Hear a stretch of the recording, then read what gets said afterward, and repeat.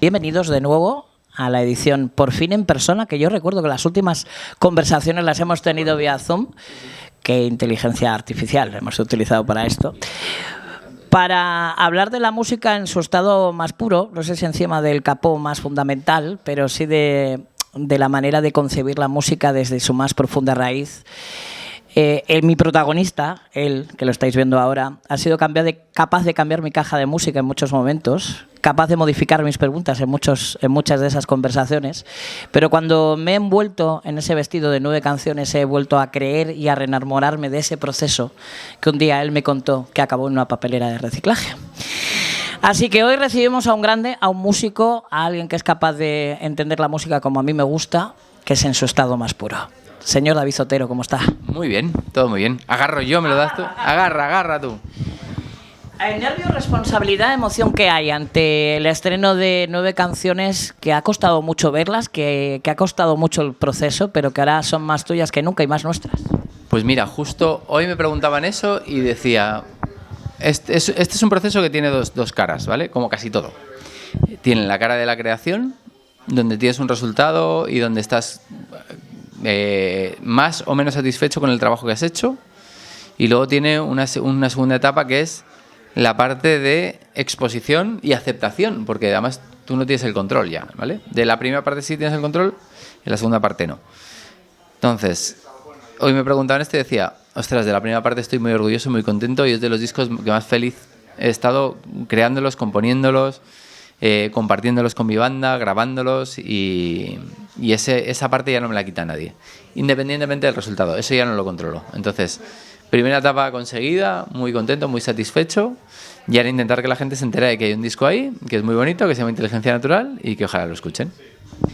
Mira, tú me dijiste una de las frases, como he dicho al principio, que cambiaste mi manera de concebir las conversaciones de música, porque una vez me comentaste que te levantaste una mañana con un disco ya hecho y que ese no era el momento, ni el momento vital, y que acabó en la papelera de reciclaje.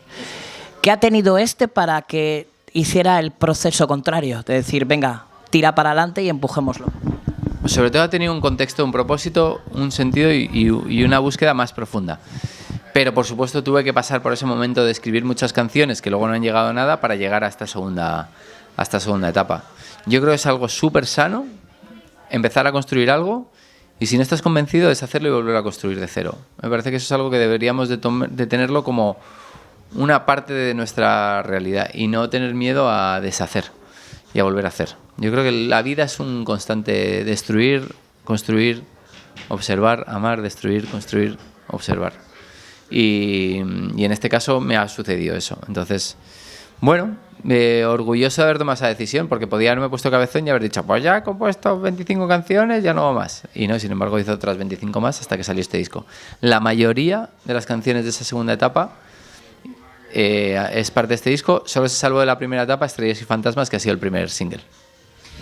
Bueno, ahora normal que me digas, luego digas que eres fan del Lego, con eso de construir, o sea... Oye, hablando de eso, ¿crees que esa primera etapa tuvo más de prisa que de interacción, de querer creer y de querer construir canciones que tuvieran un pozo? ¿Tuvo más de prisa que de pasión? Más que prisa, no tenía como una especie de foco. Sí que había canciones muy chulas y las tengo todas guardadas.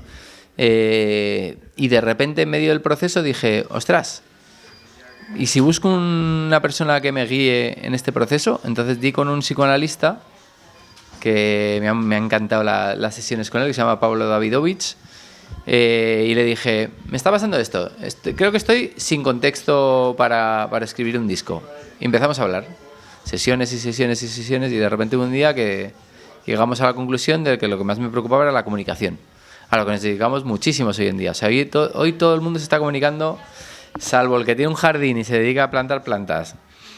Eso también se comunica con al que vende las plantas. Pero bueno, puede haber gente que todavía tenga la suerte de estar en un mundo medio aislado, en el que trabaje haciendo algo y que no tenga que tener mucha conexión con los demás. Pero el resto del mundo estamos en un nivel de hiperconectividad brutal, tan brutal que hay que empezar a entender qué es lo que nos está pasando. Y se puede entender de muchas maneras. Se puede entender con películas, se puede entender con libros, y yo lo he intentado entender, sobre todo mi mundo, a través de las canciones. Fíjate, hay un concepto que yo he dado vueltas mucho contigo, que era el concepto del silencio. Claro, me hablas de esas sesiones y yo creo que en el fondo llegaste a tu música buscando tu propio silencio, es decir, escuchándote.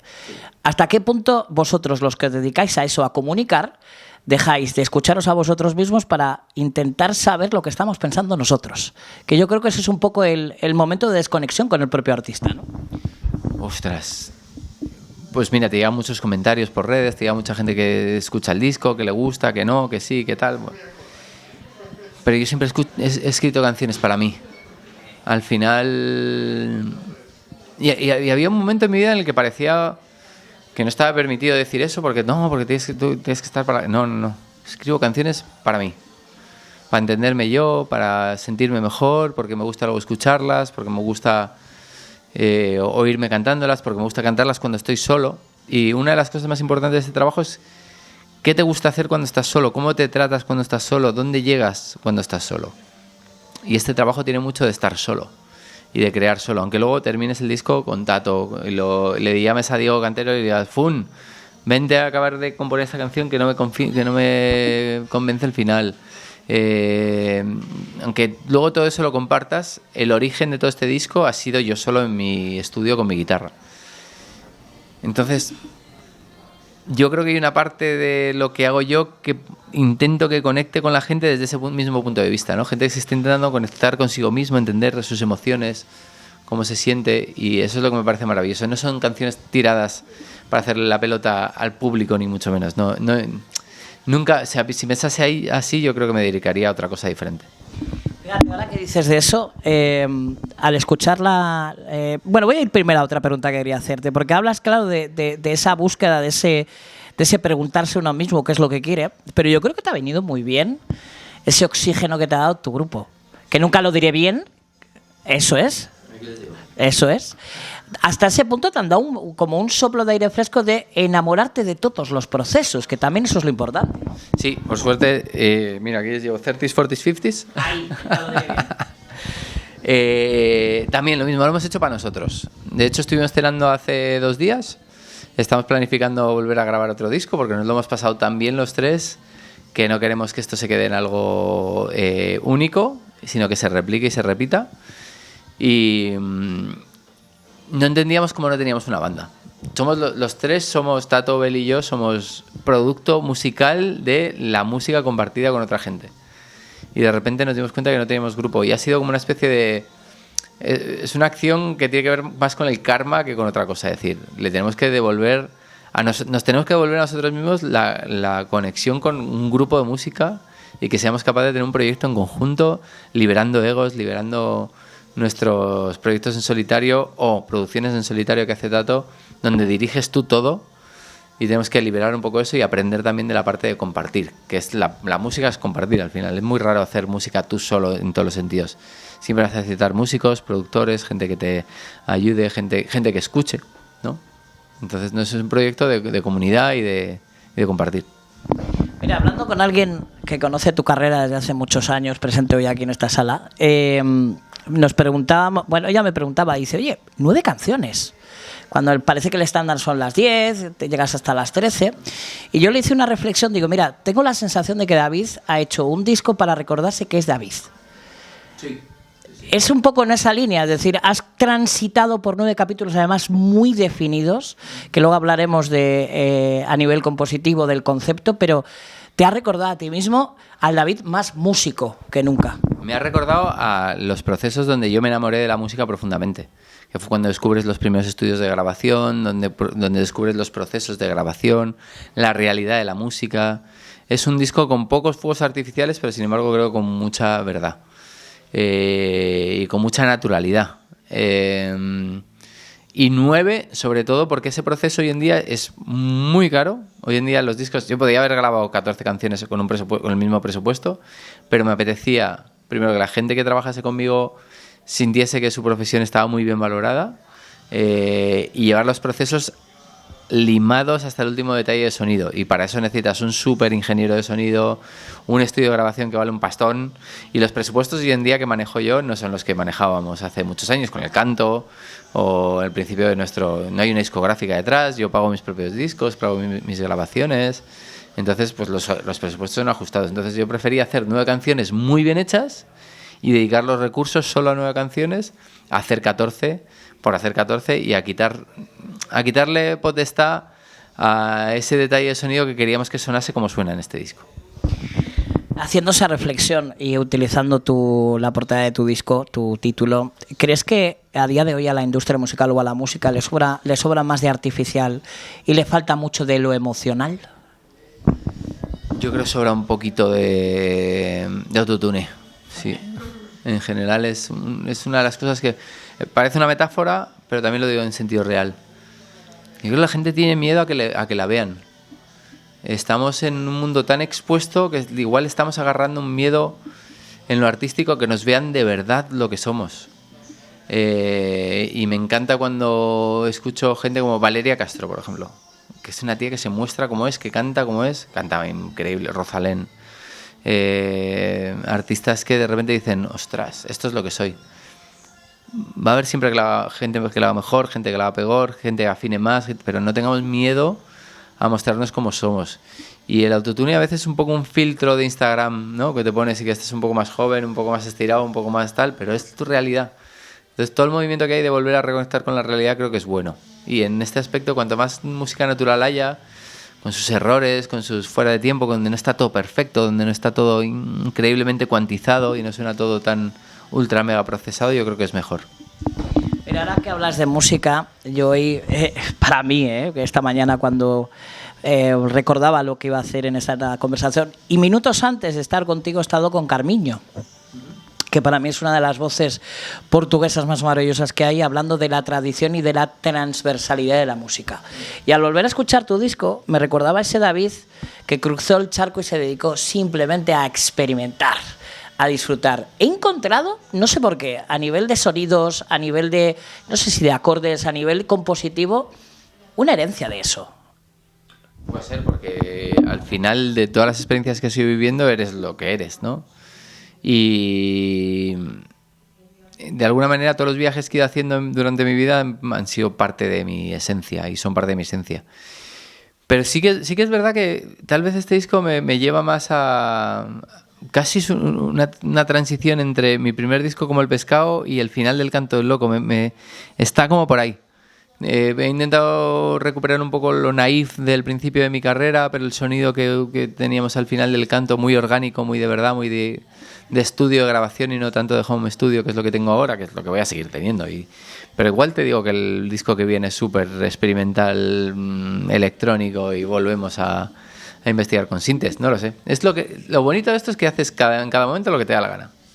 Oye, tú que en tu carrera has hecho verdaderos himnos, has hecho canciones que han marcado, cambiado y has hecho mejor la vida de mucha gente.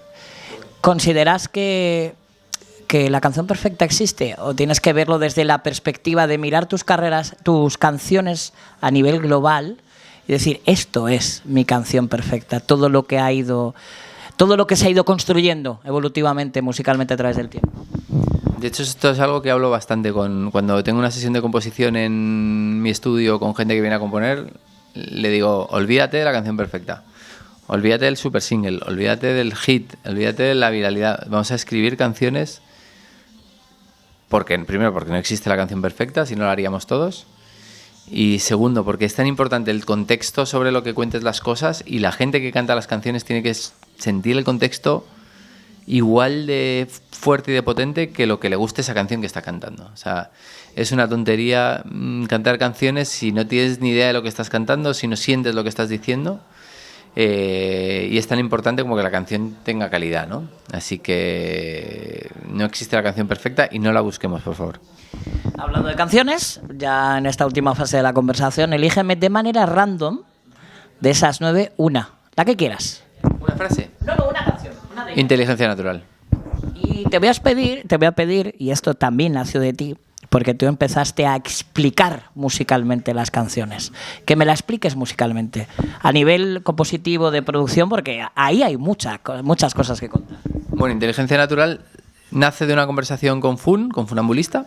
Me voy a su casa una tarde porque estábamos los dos bastante preocupados con todo lo que estaba pasando a nivel creativo, ¿no? Esto de que la IA hiciera canciones, ¿no? En un momento dado nos preocupaba mucho. Ahora ya he pasado otra etapa y no me preocupa tanto. El que quiera usar ese atajo, que lo use. Lo veo completamente lícito y me parece fenomenal. Yo no lo uso para hacer mis canciones, no tiro de IA. Tiro de IA para muchas otras cosas. Para preguntarle cómo se llama un árbol que me gusta para plantar en mi jardín, o para una receta, o para que me organice mi agenda. Pero no para crear, no para ser mi expresión artística, ¿no? Entonces nos imaginamos una conversación con la IA donde le teníamos que explicar a la IA cómo es ser humano y qué se siente al ser humano. Intentamos también a través de la canción describir qué es todo lo que tiene la IA ahí dentro, ¿no? Pero que es una maraña de cables, tiene corazón, no tiene corazón, entiende lo que nos pasa, ¿no? Entonces, bueno, el estribillo, que es muy bonito, dice que al final tú no vas a entender la soledad, o no vas a entender a un niño cuando te dice te quiero, qué es lo que significa. Y bueno, es una conversación completamente experimental en la que nos gusta investigar en qué hubiera pasado si hubiéramos tenido la oportunidad de hablarle a la IA como si fuera una persona. Y no lo he hecho, pero le voy a meter la letra a la IA y le voy a preguntar qué le parece. Sí, pero fíjate, voy un pelín más allá. A nivel de creación armónica, también es un contraste entre vosotros y ella, ¿no? Ese dibujo que pretendéis hacer. Sí, claro que hay contraste. Y de hecho es la canción más... Es la más diferente del disco, la más orgánica si cabe, es un 3x4, es como una especie de vals. Y... La más humana. Sí, es la más humana. Y es la que más errores tiene a nivel grabación y los hemos dejado aposta. Bueno, y el final lo quiero hablar de lo más importante, que es lo que debe ir al principio. Esto hay que verlo en directo, esto hay que emocionarse en directo. Hemos hablado del Wisin, pero háblame de fechas. ¿Cuáles son las fechas ya que tienes en rojo? Bueno, he estado tocando todo el verano, he hecho 30 y pico bolos, la verdad es que me he recorrido España entera, me he hecho una tournée tremenda. Estoy en la Sala Apolo 2 de Barcelona el 15 de noviembre, en la sala del Wizzing el 16, y tengo muchas ganas de hacer una girita de guitarra y voz por toda España. Así que estamos ahí viendo un poco cómo lo planteamos. Ya he hablado con RLM, que me lleva la contratación, y con Marina, que estamos ahí dándole vueltas a hacer una gira por sitios chiquititos a guitarra y voz. Es algo que tengo en mente desde hace mucho tiempo y que me apetece mucho. Pues amigos, ¿se nos ha olvidado algo que te gustaría poner como final a esta conversación natural, o nos hemos acercado artificialmente a lo que querías contar? Nada, que estoy encantado de que hagamos entrevistas en persona y no con Zooms por delante. Pues amigo, ha sido un verdadero placer simplemente hacer una reflexión, un poco guiño a eso que hiciste en mitad de la Gran Vía, no, en la calle Preciados. Yo te aseguro que si yo encuentro tu botón, lo toco y haríamos una caja de música. Así que sigue soñando música como tú lo haces, sigue sintiéndolo con la naturalidad que tú lo haces, pero sobre todo con el respeto y la pasión que desde el minuto cero, ya hace 14 años, me demostraste aquella primera vez. Suerte.